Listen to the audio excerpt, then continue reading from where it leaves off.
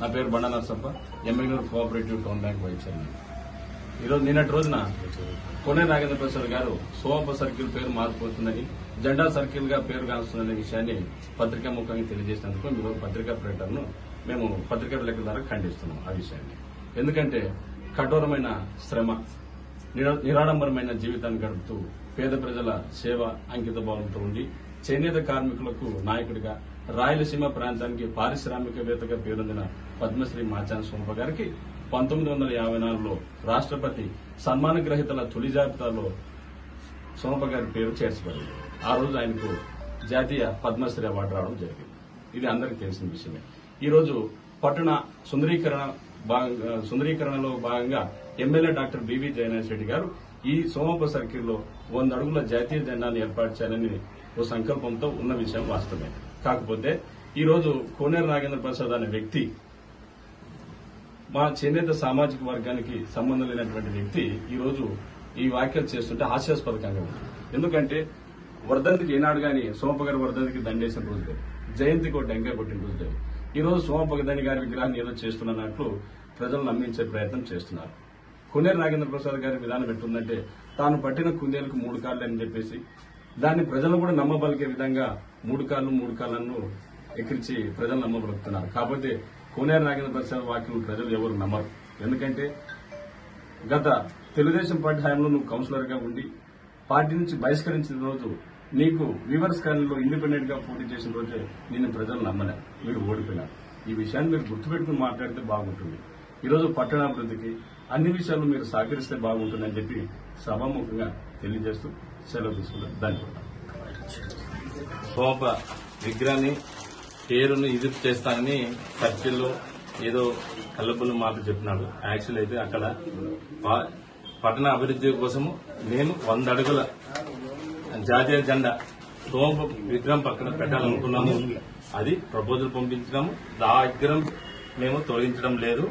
ఇంకోటి, ఆ పతాకం పెట్టడం వల్ల మా పద్మశ్రీ మాచాన్ సోమప్ప ఆయనకి వచ్చే బిరుదుకి ఆ పతాకం ఉండేందుకోసం చాలా అభివృద్ధి చెందుతుంది. కానీ పేరు మేము ఎక్కడ పేరుని ఇది కనుమములు చేయడం లేదు.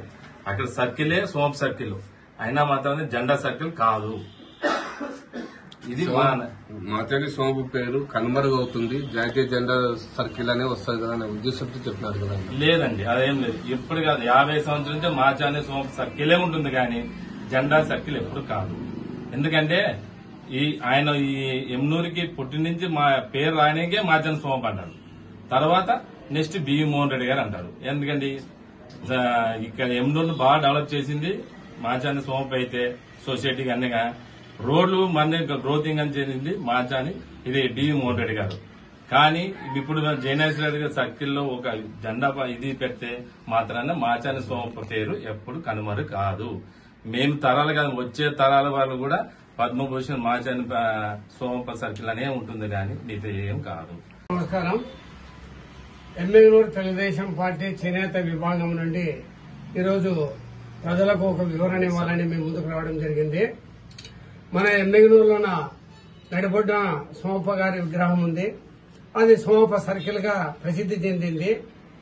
మళ్ళీ ఈ రోజు ఎమ్మెగనూరు స్పెషల్ గ్రేడ్ మున్సిపాలిటీ కావడం వలన పట్టణాన్ని సుందరీకరించేటువంటి భాగంలో అనేక మార్పులు చేర్పులు చేస్తూ పోతుండడం జరుగుతుంది. ఇది సహజం. అదేవిధంగా పట్టణ నడిబొడ్డున ఉన్నటువంటి సోమప్ప సర్కిల్లో జాతీయ జెండాని గౌరవిస్తూ గౌరవార్థము ఎమ్మెగనూరు నడిబొడ్డున సోమప్ప సర్కిల్లో జాతీయ జెండా పెడితే బాగుంటుందని ఒక ఆలోచన చేయడం జరిగింది. మరి దాన్ని ఈరోజు కొందరు, ముఖ్యంగా కోనేరు నాగేంద్ర ప్రసాద్ లాంటి వాళ్లు వక్రీకరిస్తూ జాతీయ జెండా అక్కడ పెడితే జెండా సర్కిల్ గా అందరూ పేర్కొంటారు, సోమప్ప సర్కిల్ అని పేరు పోతుంది అని అవివేకంగా మాట్లాడడం జరిగింది. ఈ రోజు వాస్తవానికి నిన్న, ఈ రోజు, రేపు రాబోయే జనరేషన్, రాబోయే జనరేషన్ కూడా సోమప్ప గారి పేరును మర్చిపోయే ప్రసక్తి లేదు. ఎందుకంటే ఒకప్పుడు కోసికి కేంద్రంగా మన పంచాయతీ సమితి ఉంటే దాన్ని ఎమ్మెగనూరుకు రప్పించిన వాడు మాచాని సోమప్ప గారు. అదేవిధంగా ఎమ్మెగనూరు మున్సిపాలిటీగా అభివృద్ధి చేసినటువంటి వ్యక్తి సోమప్ప గారు. వైడబ్ల్యూసీఎస్ ను స్థాపించి, టౌన్ బ్యాంక్ ను స్థాపించి, స్పిన్నింగ్ మిల్లును స్థాపించి వ్యూవర్స్ కోసము ఒక పెద్ద ఖాళీని నిర్మించినటువంటి సోమప్ప గారిని మర్చిపోవడము దుర్లభము, అసాధ్యం. అదేవిధంగా జాతీయ స్థాయిలో ఆయన కువైట్, దుబాయ్లో కూడా ట్రాన్స్పోర్ట్ నడిపినటువంటి వ్యక్తి. పద్మశ్రీ అవార్డు అందుకోసం ఆయనకు వచ్చింది. ఎమ్మిగనూరు ఈ రోజు భారతదేశ చిత్రపటంలో గుడికల్ ఎమ్మిగనూరుగా ఉన్నది. మీరు అట్లాస్ లో చూస్తే గుడికల్ లావుగా ఉంటుంది, ఎమ్మిగనూరు చిన్న అక్షరంతో ఉన్నది. అటువంటి ఎమ్మిగనూరుని దశ దిశలా ఆ పేరు వినపడలు చేసిన మాచాన సోమప్ప గారి పేరుకు మసకబారుతుంది అనడము మూర్ఖత్వము.